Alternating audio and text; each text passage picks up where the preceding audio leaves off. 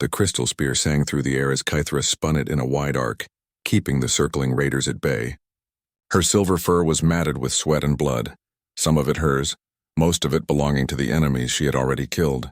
The elegant weapon had been in her family for 300 years, passed down from mother to daughter, and it had never failed her before. Today might be different. The Drakmor raiders pressed closer, their reptilian faces twisted with cruel smiles. There were 12 of them left, maybe 13. She had lost count after the first hour of fighting. They moved like hunting pack animals, testing her defenses, looking for any sign of weakness. Behind her, the old temple ruins provided shelter for the last survivors of her village. 37 Villani, mostly younglings and elders, huddled in the ancient stone chambers. They were counting on her to keep the raiders away. She could hear their frightened whispers echoing off the temple walls. The Drakmor chieftain stepped forward. He was twice her size, covered in dark scales that looked like natural armor. His warhammer dripped with the blood of her fallen comrades. When he smiled, rows of sharp teeth gleamed in the afternoon sun. "Give up, little cat," he said in broken galactic standard. "Your people taste better when they are afraid." Kythera adjusted her grip on the spear and shifted her stance. Her legs trembled with exhaustion, but she kept her voice steady. "My ancestors died fighting. I will do the same." The chieftain laughed, a sound like grinding stone. "Your ancestors were weak. That is why they are dead." 3 raiders rushed her at once from different directions. Kythera moved like water, spinning and striking. The crystal blade found its mark twice, dropping 2 of the attackers. The third managed to grab her spear shaft with his clawed hands. They struggled for control of the weapon. The Drakmor was stronger, but Kythera was faster. She twisted and pulled, trying to break free. Other raiders moved closer, sensing their chance. The chieftain raised his massive warhammer and brought it down hard. The ancient crystal spear, which had survived 3 centuries of battles, finally met its match. The blade shattered into 1,000 pieces, sending shards of light dancing across the temple stones. Kythera stumbled backward, holding only the broken shaft. The raiders roared with triumph. They had her now. Kythera looked at the broken weapon in her hands, then at the circle of enemies closing in around her. She thought of her mother, who had carried this spear into battle against pirates. She thought of her grandmother, who had used it to defend their homeworld during the sector wars. They had all been brave. They had all died with honor. She would not shame their memory. The young Villani warrior dropped the broken shaft and drew her ceremonial knife. It was a small weapon, barely longer than her hand, but it was sharp and it was hers. The raiders laughed at the sight of it. "Brave little cat," the chieftain said. "You will make a good trophy." Kythera whispered a prayer to her ancestors in the old language. The words felt warm on her tongue, like a final gift from those who had gone before. She raised the knife and prepared to sell her life as dearly as possible. The first raider charged. That was when the sky exploded. Something came crashing through the forest canopy like a fallen star. Trees bent and broke under its weight. The ground shook beneath their feet. A wave of heat and smoke washed over the clearing, making everyone stumble and cough. When the dust settled, there was a crater where the old shrine had been. In the center of the crater sat a strange metal pod, still glowing hot from whatever journey had brought it here. Steam rose from its surface and lights blinked along its sides. The raiders stared at the pod in confusion. They had never seen anything like it. Kythera had never seen anything like it either, but she was smart enough to recognize a gift when one fell from the sky. A hatch opened on the side of the pod with a sharp hiss. Something moved inside. The Drakmor raised their weapons, uncertain but ready for a new threat. A figure emerged from the pod, standing up slowly and looking around the clearing. It was unlike any being Kythera had ever seen. It stood upright on 2 legs like a Villani, but it was taller and broader. Its skin was a strange pink-brown color, and it had almost no fur except for dark hair on top of its head.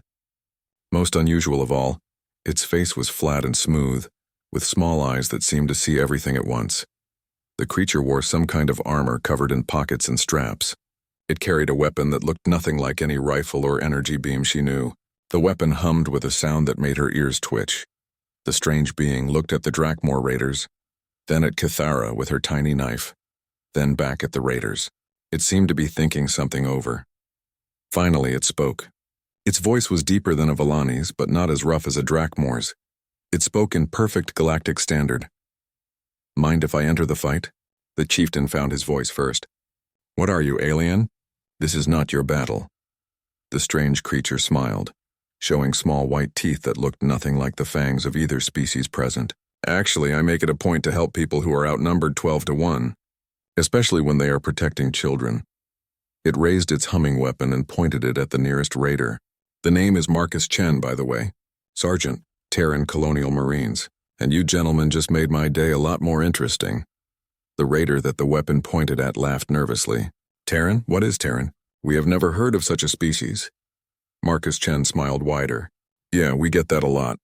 We are pretty new around here. The chieftain snarled and stepped forward. 1 against 12, Terran. You cannot win. Marcus looked around the circle of raiders again, then at Kithara. She was still holding her knife, ready to fight despite the impossible odds. Something in her stance seemed to please him. Ma'am, he said to her politely, you might want to take cover behind those rocks over there. This is going to get a bit loud. Then he looked back at the chieftain and his smile disappeared completely. When he spoke again, his voice was cold as winter space. 12 against 1? You know what? I like those odds just fine. The first raider charged, screaming a battle cry. Marcus Chen pulled the trigger on his strange weapon. The sound it made was like thunder and lightning having a fight.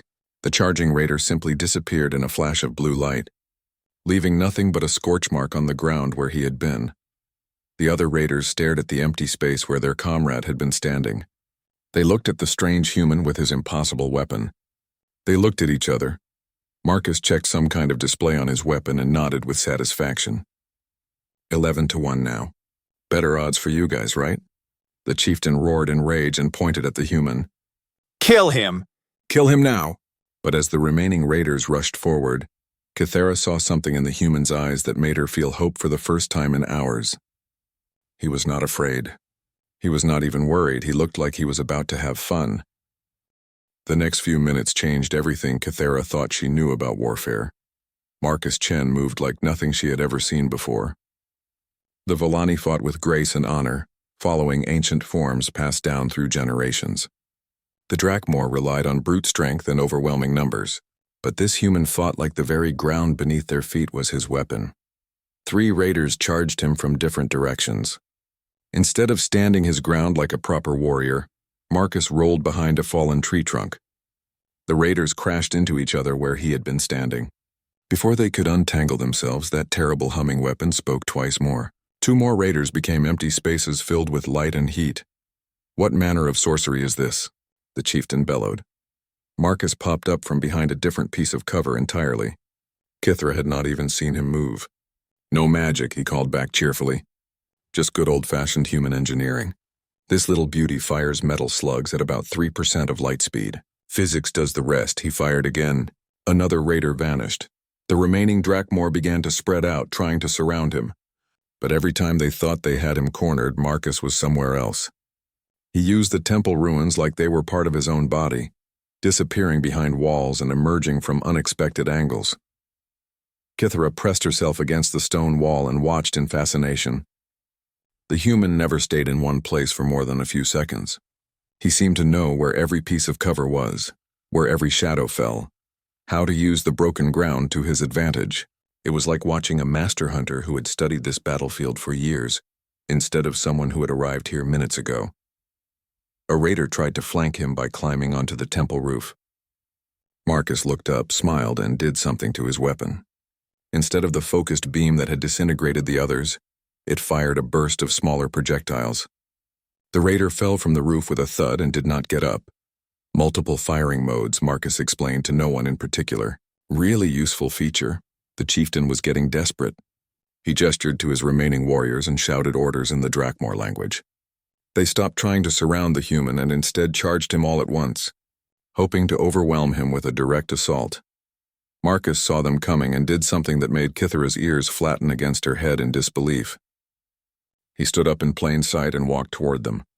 The raiders roared with triumph, thinking they finally had him. But as they closed the distance, Marcus threw something small and round at the ground between them. He covered his eyes with one arm and kept walking. The explosion was not large, but it was blindingly bright. The raiders stumbled around, clawing at their eyes and crying out in pain. Marcus walked through their confused ranks like he was strolling through a garden. his weapon speaking quietly 4 more times. When the light faded and the smoke cleared, only the chieftain remained. The big Drakmor stood alone among the bodies of his warriors, his warhammer clutched in shaking hands. His yellow eyes darted around the clearing, looking for threats that might come from any direction. Marcus reloaded his weapon with practiced movements. "Just you and me now, big guy. Want to surrender? I promise you will be treated according to the Galactic Conventions on Prisoners of War." The chieftain spat on the ground. "Drakmor do not surrender to inferior species." "Inferior?" Marcus looked genuinely curious. "What makes you think we are inferior?" "You have no claws, no fangs, no natural armor," the chieftain said. "Your technology is primitive. Your species is unknown. You are weak." Marcus nodded thoughtfully. "You know, people keep telling us that. You are probably the 15th species to call humans weak this year." He smiled that cold smile again. "Funny thing about being weak, though. It makes you really good at finding creative solutions to problems." The chieftain charged with a roar that shook the temple walls. Marcus waited until the last possible second, then stepped aside like a dancer. The chieftain's massive warhammer smashed into the stone where the human had been standing, sending chips of rock flying everywhere.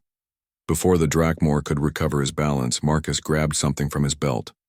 It looked like a small metal tube. He pressed it against the chieftain's neck and squeezed. Electricity arced through the air.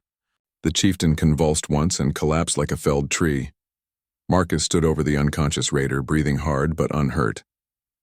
He checked his weapon again, then looked around the clearing to make sure there were no more threats. That was when Kythera realized she was still holding her knife. She looked down at the tiny blade, then at the human who had just defeated 12 armed raiders without taking a single wound. The knife felt foolish in her hands now. Marcus noticed her staring and misunderstood her expression. "Hey, that was some serious courage you showed there," he said. "Going up against 12 of these guys with just a knife, that takes guts." Kythera lowered the weapon. "I was going to die." "Maybe," Marcus admitted. "But you were going to die fighting. That counts for something." He gestured toward the temple ruins. "Are there people in there who need help?" She nodded. 37 survivors, mostly young ones and elders. "Injured?" "Some. We have been hiding here for 2 days since they attacked our village." Marcus shouldered his weapon and pulled out a small device that flickered with lights. "This is Chenta Wanderer." "Come in, Wanderer." A voice crackled from the device, speaking in the same strange accent as Marcus. "Chen, this is Wanderer. We have been tracking your descent. Are you intact?" "Intact and operational, Captain. I have 37 refugees here who need medical attention and evacuation. Requesting immediate pickup. Copy that. We are inbound to your location. ETA 15 minutes. Marcus put the device away and looked at Kythera. "My ship is coming. We can get your people to safety." "Why?" she asked. The question came out sharper than she intended. "Why would you help us?" "You do not know us. We are not your people." Marcus tilted his head like he was considering the question. "Where I come from, we have a saying. Evil wins when good people do nothing." He gestured at the bodies of the raiders scattered around the clearing. "These guys were definitely evil. You were definitely good people." The math was pretty simple. Kythera stared at him. In all her years as a warrior, she had never heard anyone describe a battle in terms of good and evil. Honor and dishonor, yes. Victory and defeat, certainly. But good and evil? "What kind of species are you?" she asked. Marcus laughed, and for the first time since he had emerged from his pod, he sounded young. "Honestly? We are still trying to figure that out ourselves. We have only been traveling between stars for about 70 years. Most of the galaxy thinks we are barbarians. Are you?" He considered this seriously. "Depends on who you ask, I guess. We fight when we have to. We protect people who cannot protect themselves. We do not give up even when the odds are bad." He smiled. "Some folks find that barbaric." A sound like distant thunder rumbled overhead. Kythera looked up to see a sleek ship descending through the clouds. It was smaller than the massive Drakmor warships she had seen, but it moved with a grace that spoke of advanced technology. "That is us," Marcus said. He picked up the unconscious chieftain and slung him over his shoulder like a sack of grain. "We will need to take this one for questioning. Intelligence says the Drakmor have been getting more aggressive lately. Command wants to know why." As the ship settled in the clearing with barely a whisper of sound, Kithara felt something she had not experienced in days. Hope. But she also felt curiosity. This human and his people were clearly more than they appeared to be. The question was, what did they want in return for their help? She was about to find out. The human ship was nothing like what Kithara had expected. From the outside it looked sleek and military, all smooth lines and gleaming metal. But once Marcus led her and the other survivors aboard, she found herself in a space that felt more like a home than a warship. The corridors were wide and well lit, with soft carpeting underfoot. The walls displayed images of blue skies and green forests that seemed to move gently in an unfelt breeze. "Medical bay is this way," Marcus said, leading a group of injured Villani down a corridor lined with pictures of strange animals. "Doc Williams will take good care of you." The medical bay itself was spotlessly clean and filled with equipment Kithara did not recognize. A human female in a white coat looked up as they entered. She was shorter than Marcus, with graying hair pulled back in a practical style, but her hands moved with the sure confidence of someone who had been healing people for many years. "What do we have, Sergeant?" she asked, already moving toward the most seriously injured survivor. 12 Drakmor raiders hit their village," Marcus replied. "These folks have been hiding in ruins for 2 days. Dehydration, some cuts and bruises, couple of broken bones. Nothing too serious, but they have been through hell." The doctor was already examining an elderly Villani male whose arm hung at an odd angle. "I see. Well, we will have them fixed up in no time." She looked at Kithara.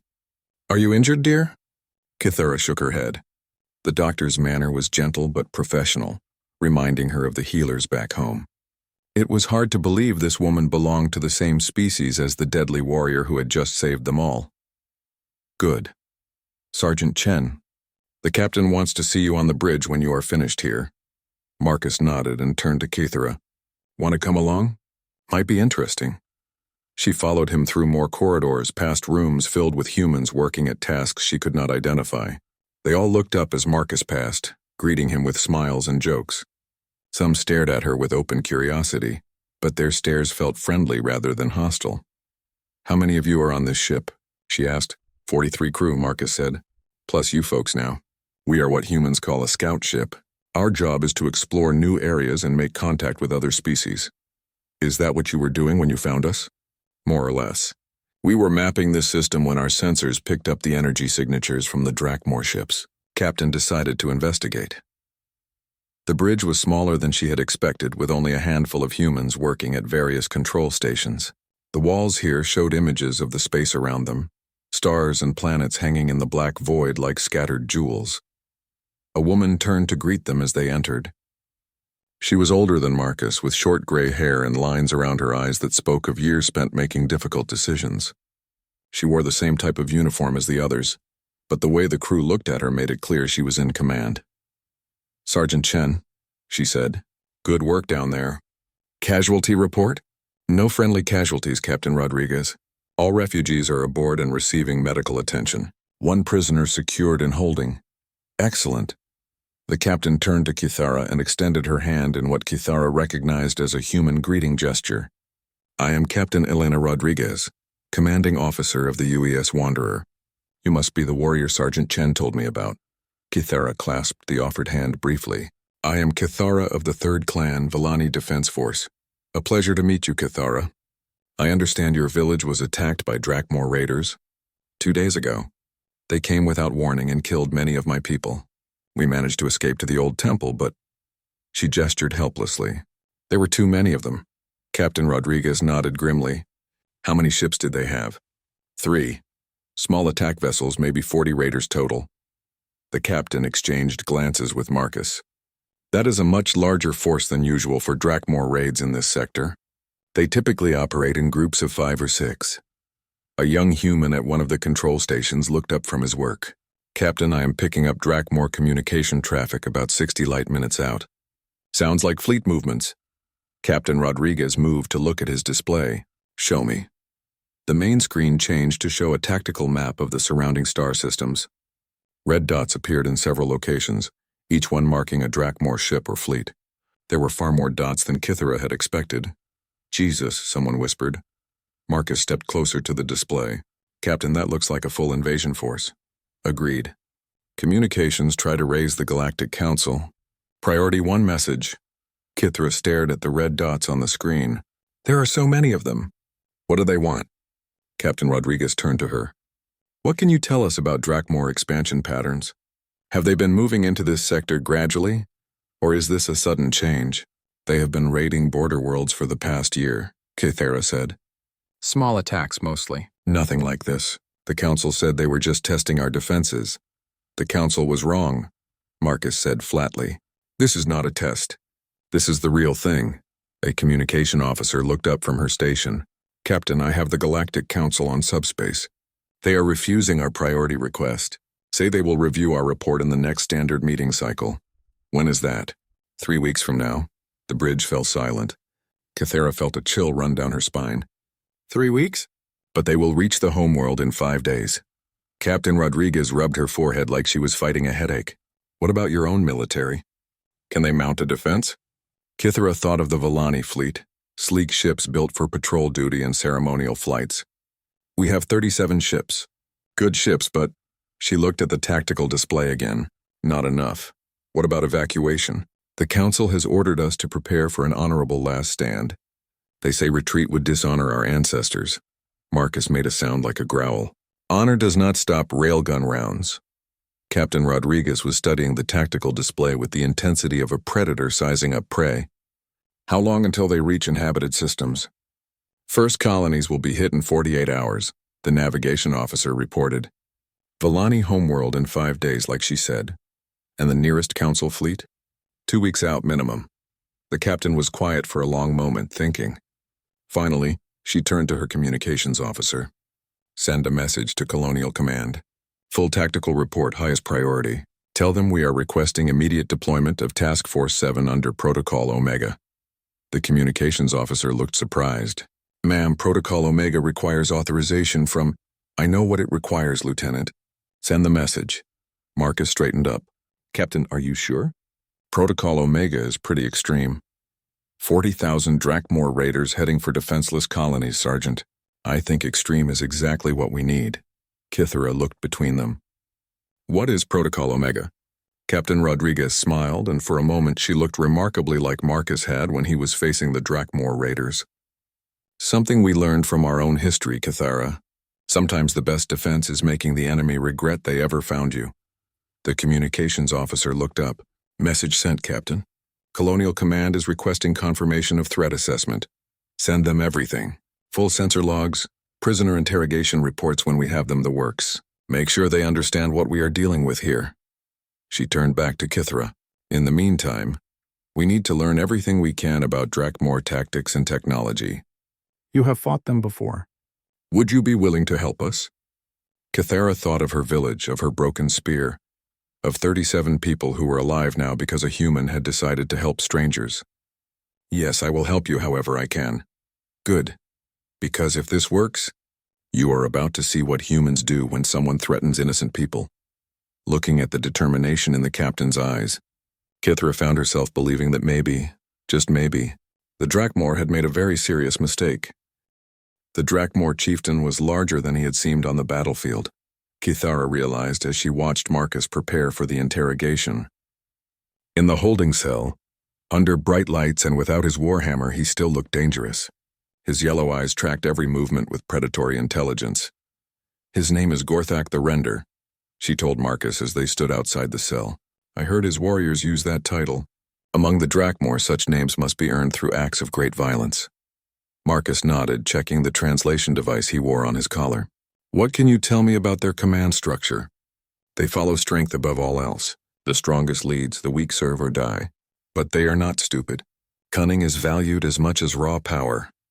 Good to know. Marcus activated the holding cell's communication system. Gorthak, I am Sergeant Chen. I have some questions for you. The chieftain looked up with a sneer. I will tell you nothing, soft skin. Actually, you already have told us plenty, Marcus said calmly. Your ship's communication logs were very informative. We know about the fleet movements, the invasion timeline, the target list. Gorthak's expression shifted slightly. Impossible. Our encryption codes are about 50 years behind human standards, Marcus finished. We cracked them in 20 minutes. Kithra watched the chieftain's face carefully. She had interrogated prisoners before and she knew the signs. Gorthak was trying to hide his surprise, but Marcus had clearly hit a nerve.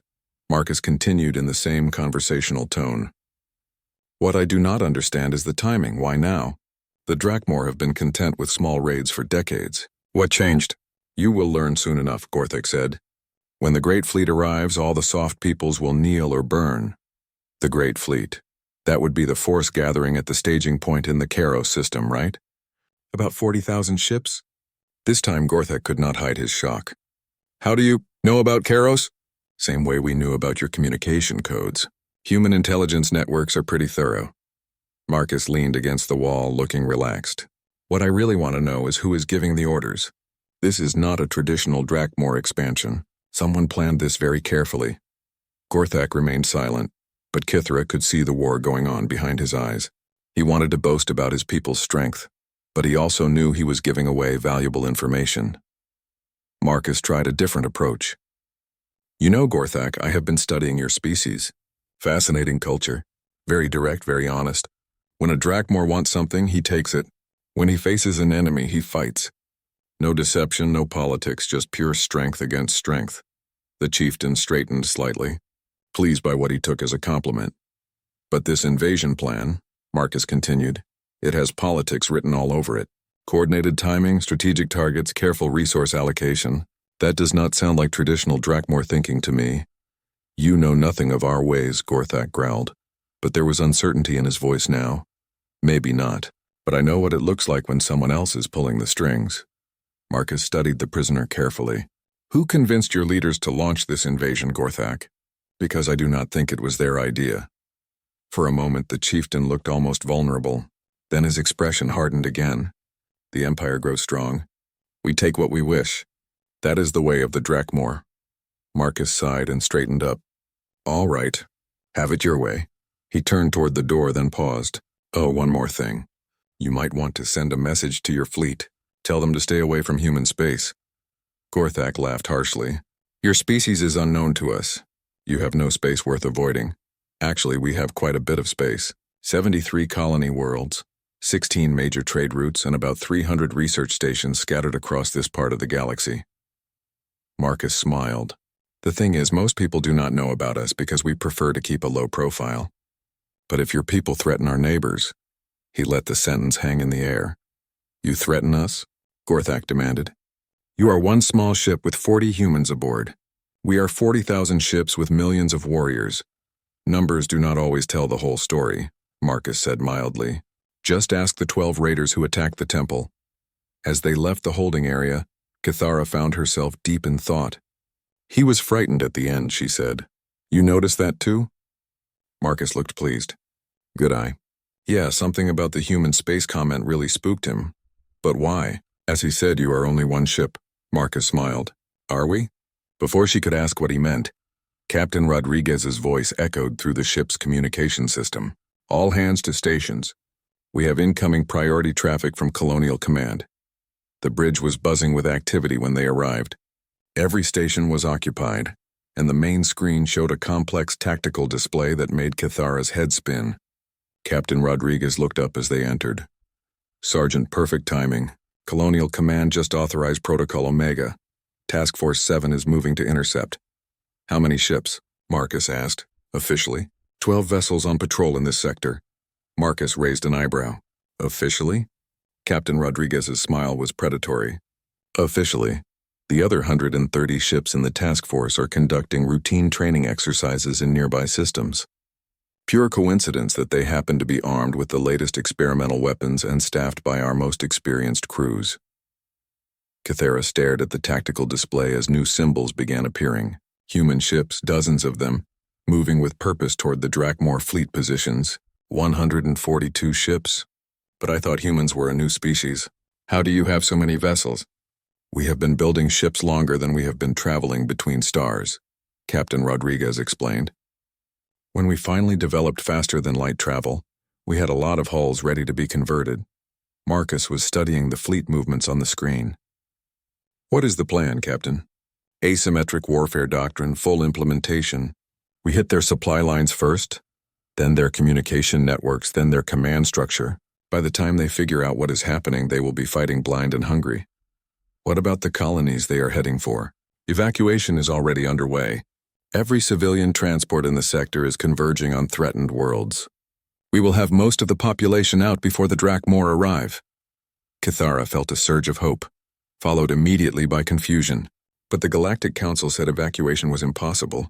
Too many people, not enough ships. Captain Rodriguez and Marcus exchanged looks. The Council was thinking about using official Council transport vessels, the captain said carefully. Humans have a tendency to think outside official channels. The communications officer looked up from her station. Captain, we are receiving tactical updates from the fleet. Admiral Chen sends his regards and asks if you need any additional support. Marcus straightened. Admiral Chen is my grandfather, he explained to Kithara. He commanded the defense of New Shanghai during the First Contact War. If anyone can handle a Drakmor invasion, it is him. First Contact War? Kithara asked. Long story, Marcus said. Let us just say that humanity's introduction to galactic politics was not exactly peaceful. On the main screen, the tactical situation was evolving rapidly. Human ships were moving into position throughout the sector, not to meet the Drakmor in direct battle, but to control key strategic points. Supply depots, communication relays, navigation beacons. They are not going to fight them head-on, Kithara realized. Humans rarely fight fair when lives are at stake, Captain Rodriguez confirmed. We learned a long time ago that the best way to win a war is to make sure the other side cannot fight it properly. As she watched the human fleet deploy, Kithara began to understand that she had seriously underestimated these strange aliens. They were not just warriors or explorers. They were strategists on a scale she had never imagined. The Drakmor invasion force was massive and powerful. But they were about to discover that raw strength meant nothing when your enemy rewrote the rules of engagement. And somehow, Kithara found herself looking forward to seeing what happened next. The war began not with great battles, but with small disasters that struck the Drakmor fleet like invisible lightning. Kithara watched from the bridge of the Wanderer as the tactical display updated in real time. The massive invasion force that had seemed so unstoppable was beginning to show signs of confusion. Supply convoys went missing. Communication relays stopped responding. Navigation beacons gave false readings that sent ships to empty regions of space. Phase 1 complete, reported the communications officer. All Drakmor supply lines in the target zone have been severed. Captain Rodriguez nodded. Casualties. Minimal on our side. The Drakmor are reporting significant losses, but mostly from confusion rather than direct action. Marcus stood beside Kithara, explaining what they were seeing. Human doctrine is simple. Make the enemy fight the war you want to fight, not the war they want to fight. On the screen, a Drakmor battle group was circling endlessly, clearly lost without their navigation systems. Another group had stopped entirely, apparently waiting for supply ships that would never come. But they outnumber you 40-1, Kithara said. Eventually they will adapt. Eventually, yes, Captain Rodriguez agreed. That is why we do not give them time to adapt. As if summoned by her words, the tactical display changed. New signals appeared throughout the Drakmor fleet positions, human ships, dozens of them, materializing out of what had appeared to be empty space. Stealth fields disengaging, the navigation officer reported. All strike teams are in position. Stealth fields? Kithara asked. Human technology, Marcus explained. We bend light and sensor waves around our ships. Makes us effectively invisible until we want to be seen. The attack began simultaneously across 12 different locations. But these were not the massive ship-to-ship battles that Kithara expected. Instead, small human vessels darted in and out of the Drakmor formations like hunting insects, targeting specific systems with surgical precision. Command ship destroyer in the Alpha Group is reporting total communication failure, the communications officer announced. Beta Group command vessel is requesting immediate assistance. Multiple ships in Gamma Group are reporting navigation system malfunctions. Captain Rodriguez studied the reports with satisfaction. They are not trying to destroy the ships. They are trying to disable them. Why? Kithara asked. Dead ships cannot retreat and warn the rest of the fleet about our capabilities, Marcus explained. Disabled ships can be captured and their crews interrogated. As the hours passed, the pattern became clear. The humans were not fighting a war of conquest or destruction. They were fighting a war of information and control. Every action was designed to gather intelligence while denying it to the enemy. The breakthrough came when a human strike team managed to board and capture a Drakmor command vessel. Within minutes, human computer specialists had cracked the ship's databases and downloaded terabytes of strategic information. "Captain," the communications officer said, his voice tight with excitement, "Admiral Chen is requesting immediate conference. Priority Alpha classification." The main screen changed to show a weathered human face that looked remarkably like an older version of Marcus. Admiral Chen had the same steady eyes, but where Marcus looked confident, the Admiral looked absolutely certain. "Captain Rodriguez," he said without preamble, "we have a problem. The intelligence we captured from the Drakmor command ship changes everything." "What did you find, sir?" "The Drakmor are not the real threat. They are being manipulated by a species called the hegemony. Advanced tech, total ruthlessness, and a policy of using other species as weapons against targets they want to soften up before moving in themselves." Captain Rodriguez frowned. "You are saying this invasion is just a probe?" "Worse than that. The hegemony has been orchestrating conflicts throughout this entire sector for the past 50 years. They let other species fight each other, then move in to claim the ruins. The Drakmor invasion is just the latest example." Kithara felt cold understanding wash over her. The border raids, the increasing aggression. Someone has been pushing the Drakmor toward this. "Exactly," Admiral Chen confirmed.